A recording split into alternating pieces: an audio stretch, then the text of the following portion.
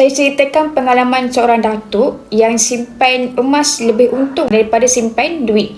Okey, yang mana duit tu dia simpan dekat ASB ataupun tabung haji lah, dia perap dekat situ. Jadi tuan-puan, apa pengalaman datuk ni adalah dia jual 100 gram emas ni yang dia beli pada tahun 2011. Selepas 14 tahun, so beliau ni mengambil keputusan untuk jual dekat Public Gold. Setelah beliau jual dekat Public Gold, yang mana Public Gold bayar dengan harga RM14,400. Yang mana ketika tahun 2011 beliau beli dengan harga RM19,800. Nilai meningkat sebanyak RM25,100. Ini bermakna lebih 2 kali ganda peningkatan dalam tempoh 14 tahun. Purata kenaikan tahunan emas ketika itu adalah 6.7%.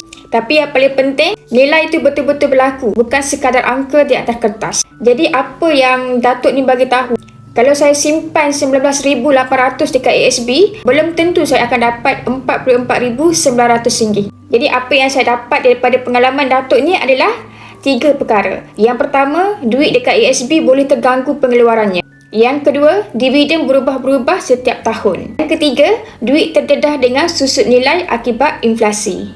Sedangkan Datuk ni tak buat apa-apa pun. Dia hanya beli, dia simpan dan peram selama 14 tahun.